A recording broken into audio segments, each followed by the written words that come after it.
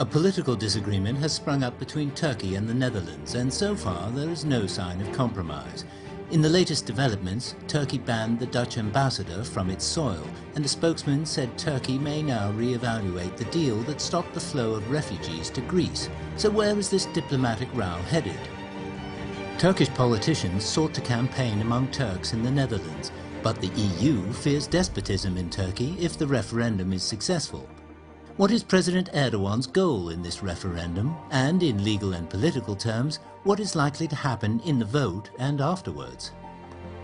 The Netherlands held an election on March 15th. Early results indicate that the Dutch Prime Minister Mark Rutte's party has won the most seats in Parliament. In Nederland. The Netherlands, after Brexit, after the US election, said enough to the wrong kind of populism. Turkey has been trying to get into the EU for years.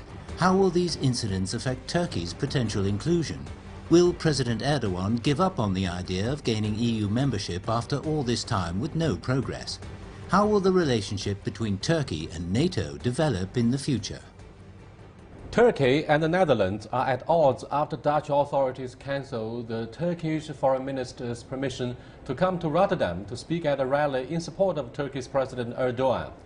Protests by Turkish-Dutch Jew nationals in the city were broken up by riot police, and the diplomatic row continues. Turkey accuses the Netherlands of Nazi tactics, while the Dutch respond that Turkey's political actions were inappropriate and their words insulting. And in the latest developments, Turkey will ban the Dutch ambassador from its soil, and a spokesman said Turkey may now re-evaluate the deal that stopped the flow of refugees to Greece. To discuss the facts of the disagreement and the issues that have brought it about, I'm happy to be joined in the studio by Hua Liming, former Chinese ambassador to Iran. The issue is Turkish domestic crisis rather than a diplomatic row between Turkey and the Netherlands. So I believe Turkey and Erdogan will remain the headlines of the coming weeks and the coming months, and the Netherlands will not. How long will the crisis last? We are also joined here by Hamza Jahanzeb, British Chamber One Belt One Road Forum Chair. I also agree that this issue we have is something which will spark debate. However, I think it's only for the short run. We shall also speak via satellite to Professor Yıldırım Koç, Vice President, Patriotic Party, Middle East Technical University. That's our topic. This is Dialogue. I'm Yang Rui.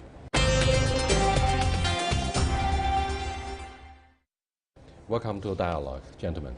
Thank you. Turkey and the Netherlands have long been very good friends, but all of a sudden this broke out. What's the driving force behind the mounting tensions, Ambassador Hua? I think the main problem is that the Turkish election referendum that now is going to 1 month later.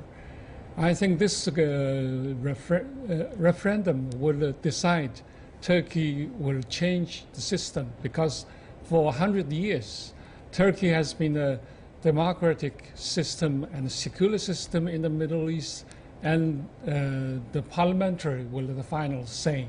And now the Erdogan, after 10 years be the prime minister, the president, he's going to amend the constitution of Turkey. Instead of a parliamentary system, is going to set another kind of system which president will have the final say. And he is going to continue his presidency for another 2 cycles. And he's expected to be the president of Turkey until 2029. If the referendum, he win the referendum in 1 month later. For years, the European Union disagrees seriously with President Erdogan politically, and they accused him of trying to achieve sweeping presidential powers. This time around, troubles broke out in the Netherlands, one of the most reasonable European countries in the old part of the continent. Let me cross over to Yıldırım Koç for his comments on the political background against which the current row broke out between the two countries. Domestically speaking, Professor Koç, what can you tell us?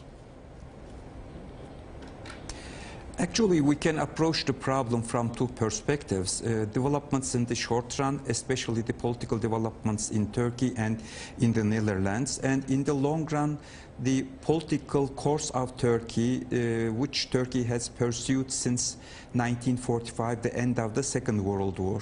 Now, when a government has domestic problems, the general tendency is to create an external enemy to unite the domestic forces. Now, in the Netherlands, general elections are being held, and in Turkey, as our friends rightly observed, we have on the 16th of April a referendum which will be of great importance, and the government cannot rule the country. They have serious internal economic problems, and to overcome these economic problems they have to escalate international problems. So in the short run, the problems with Germany and with the Netherlands, the government hopes will help them in the referendum.